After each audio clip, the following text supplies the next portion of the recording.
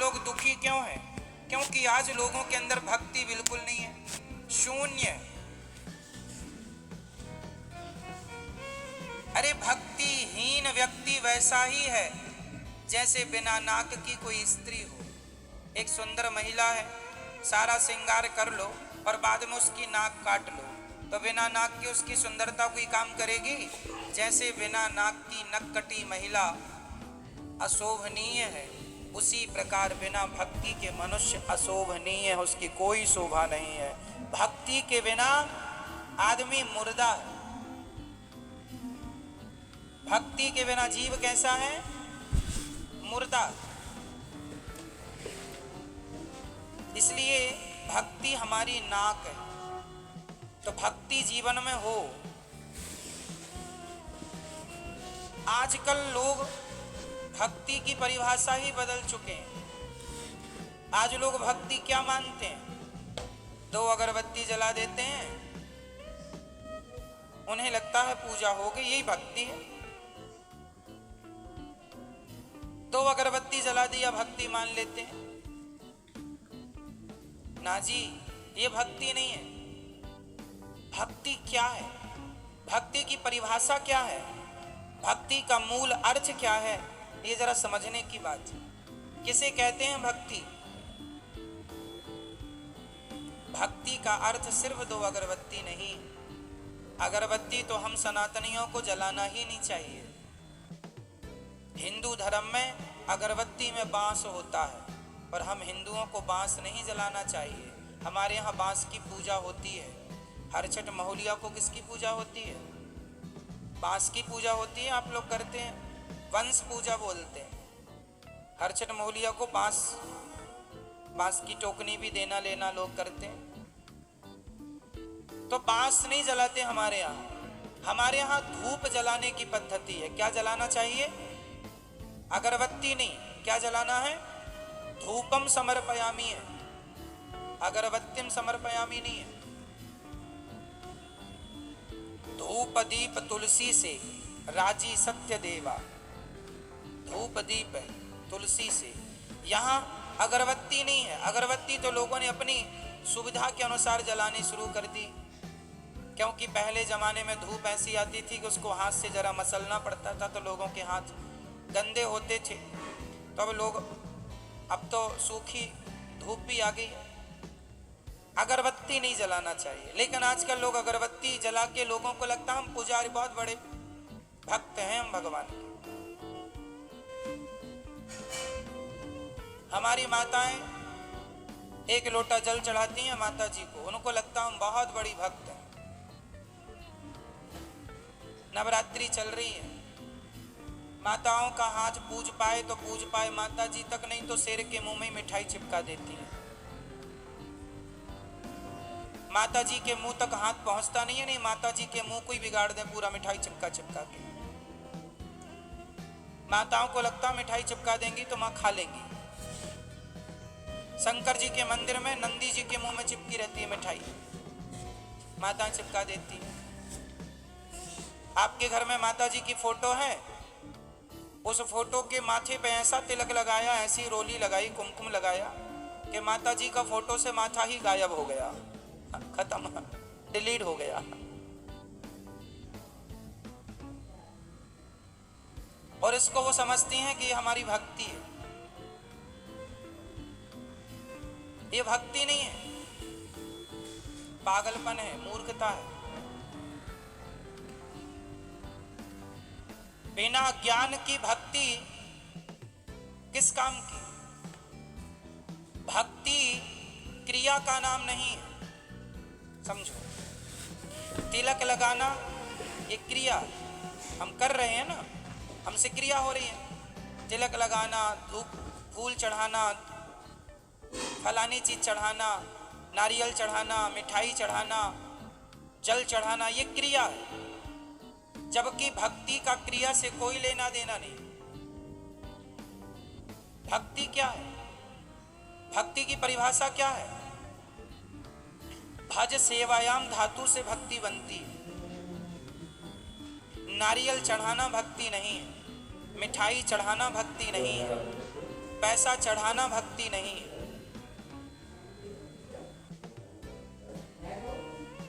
एक लोटा जल चढ़ा देना माता जी को, शंकर जी को, ये भक्ति नहीं है। भक्ति क्या है?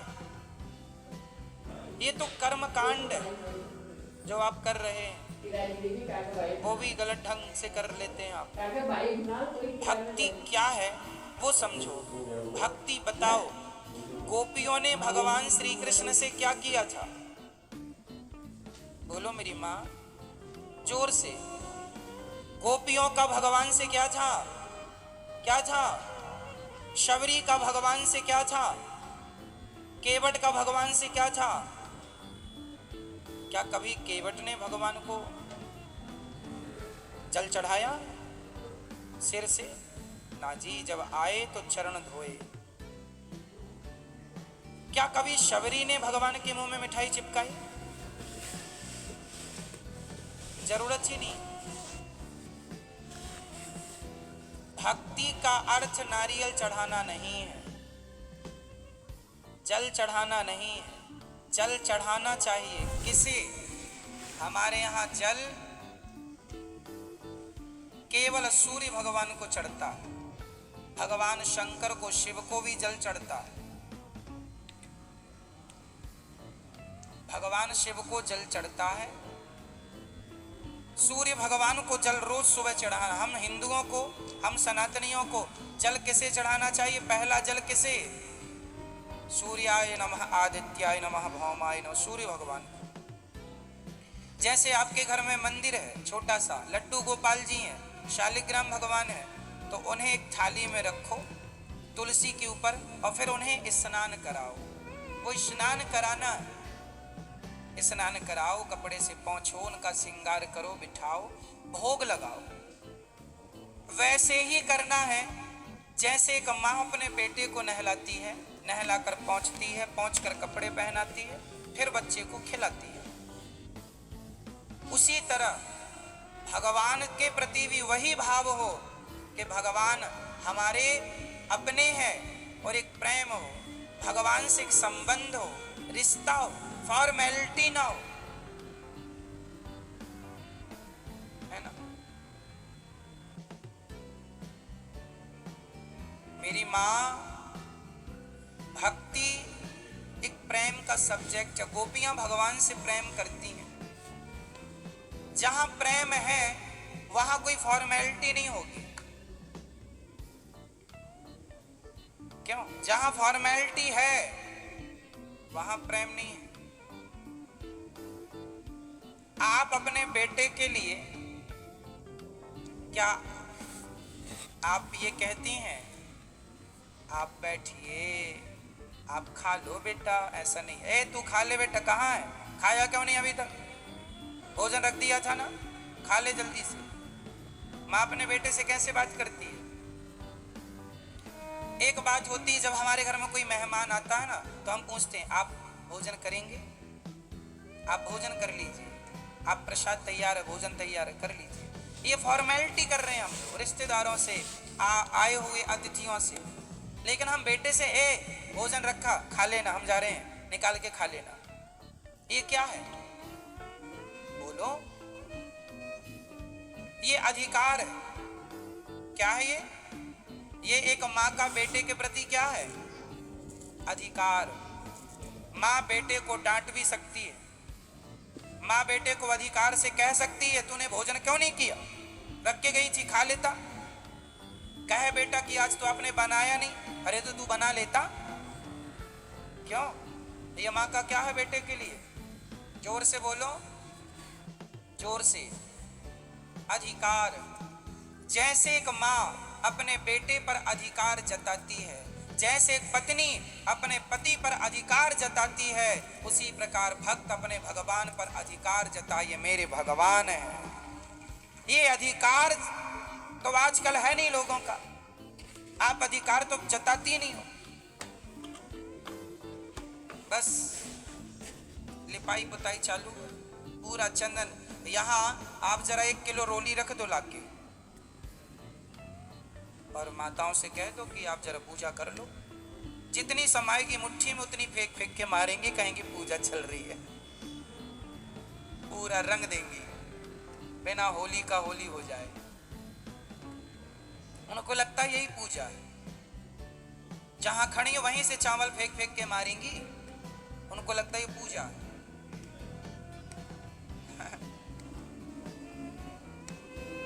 ये सब फॉर्मेलिटी, इसकी कोई जरूरत नहीं, इसकी कोई जरूरत। भगवान से सच्चा प्रेम हो बस। कैसा प्रेम हो? विशुद्ध। विशुद्ध मतलब कोई कामना ना, सच्चा प्रेम भगवान से हो। आजकल तो हमारी माता 16 सोमवार व्रत रखती हैं, 17वीं सोमवार हिसाब करने पहुंच जाती। हाँ भोलेनाथ जी 16 सोमवार हो गए हैं, बहू के बेटा ही हो, 16 सोमवार का ये फल दो हमें, है ना। माताओं, केवल माताएं नहीं, पुरुष भी इसमें सम्मिलित। ये भक्ति नहीं है। आज लोगों ने भक्ति की परिभाषा ही बदल दी है। आज लोग भक्ति को अपने स्वार्थ से जोड़कर देखते हैं। यदि आदमी का स्वार्थ सिद्ध हो जाता है तो लोग कहते हैं भगवान अच्छे हैं, यदि स्वार्थ सिद्ध नहीं होता तो लोग भगवान को भी गालियां देने लग जाते हैं। अरे भगवान तो झूठे हैं, हम तो भगवान को नहीं पूजते, ऐसा लोग कहते हैं। हम तो नहीं मानते, भगवान ने हमें क्या दिया? कुछ देंगे तब तक भगवान को मानेंगे, कुछ नहीं देंगे तो भगवान की कोई वैल्यू नहीं करते लोग। इसका अर्थ है ये भक्त नहीं, ये स्वार्थी है। इसलिए क्या हो और क्या ना हो, भगवान से क्या हो? प्रेम हो, और वो भी निष्काम प्रेम, विशुद्ध प्रेम। हे प्रभु, मैं आपसे कुछ नहीं चाहता, कोई कामना नहीं है, भगवान से केवल सच्चा प्रेम कीजिए। सच्चा प्रेम। एक पत्नी अपने पति से सच्चा प्रेम करे और कभी कुछ ना मांगे, एक पति अपनी पत्नी से सच्चा प्रेम करे, कभी कुछ ना मांगे, तो फिर देखो इनका जीवन कितना सुंदर होता है। लेकिन आजकल लोग प्रेम करके कुछ मांग लेते हैं, तो फिर वो प्रेम नहीं, वो तो आप अपने स्वार्थ के लिए एक दिखावा कर रहे थे। कि आपसे प्रेम का दिखावा करके कुछ मांग ले तो परिणाम तो यही निकला कि वो जो प्रेम दिखा रहे थे वो प्रेम नहीं था, वो छलावा था। एक्चुअली आपको तो अपनी एक इच्छा पूरी करनी थी, स्वार्थ पूरा करना था। तो देखो, भगवान से प्यार हो, भगवान से व्यापार ना हो। अब आप कहेंगे, आपका एक सवाल और खड़ा होगा कि महाराज जी फिर भगवान से हम कुछ तो भगवान से ही तो मांगते हैं, और किससे मांगने जाएं? हाँ, भगवान से ही मांगना चाहिए और किसी से नहीं। एक तरफ हम कह रहे हैं कि भगवान से मांगना चाहिए और दूसरी तरफ हम ये भी कह रहे हैं भगवान से नहीं मांगना चाहिए। तो ये बातें कैसे लागू होंगी, जरा समझिएगा। बात हम ये कहना चाह रहे हैं कि जो व्यक्ति भगवान से सच्चा प्रेम करता है और कोई कामना नहीं रखता, उसे कभी कुछ मांगने की जरूरत ही नहीं पड़ती। बिना मांगे भगवान उसकी सारी इच्छाएं, सारी जरूरतें अपने आप पूरी कर देते हैं, कोई कामना ना हो। मैं अगर मांगूं तुम्हें, तुम ना देना मुझे, वरना प्रेमी नहीं भिखारी बन जाऊंगा। मैंने आपके घर काम किया और आपने मुझे पैसा दे दिया, तो ये तो मजदूरी है ना। क्यों जी, ये क्या हुआ? मजदूरी है। उसी तरह आपने 16 सोमवार का व्रत रखा और 17वीं सोमवार को कहा हे भगवान ये दे दो, तो ये क्या भगवान ने दे दिया? तो वो तो मजदूरी पूरी हो गई कि आपने किया तो आपने ले भी लिया, हिसाब बराबर। भगवान से सच्चा प्रेम कीजिए, भगवान की पूजा कीजिए, भगवान के लिए आंसू बहाइए। भगवान से सच्चा प्रेम वैसा जैसा माँ बेटे से करती है करिए, पर कोई चाहत ना हो, निष्काम। जैसे माँ अपने बेटे की सारी सेवा करती है, नहलाती धुलाती, मल मूत्र धोती है, कपड़ा पहना कर स्कूल भेजती है, बीमार पड़ी हो तो भी बच्चे का काम करती है। बताओ जरा, माँ का बच्चे से स्वार्थ क्या है? माना कि कभी बुढ़ापे में ये स्वार्थ जाग जाए कि बेटा मुझे गिलास भर पानी पिलाए और 2 रोटी खिलाता रहे, तो ये तो बेटे का फर्ज है ही, उसे तो करना ही चाहिए। पर सच्ची बताएं, माँ जो अपने बेटे का काम करती है ना, उसमें माँ का कोई स्वार्थ नहीं होता। होता है? सारा काम करती है। जितना काम माँ करती है अपने बेटे के लिए, उतना काम यदि कोई नौकरानी से कराओगे तो बेटा उस नौकरानी को सारी जिंदगी कमा कमा कर ला कर देगा तो भी उसका ऋण ना उतार पाएगा।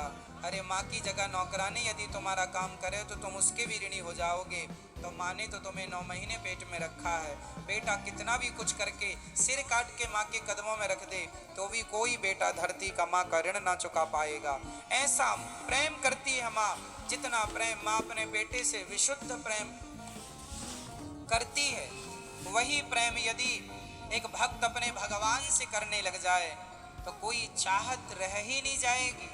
आप कहते हैं भगवान से हमने ये मांगा ये मांगा, मत मांगो, प्रेम करो बस। वो अपने आप जान लेंगे कि मेरे भक्त को, जैसे माँ छोटे से बच्चे को जान जाती है कि कब से भूख लगेगी, कब से पानी चाहिए, कब से भोजन चाहिए, अपने आप माँ बिना कहे बच्चे के भाव को समझ लेती है।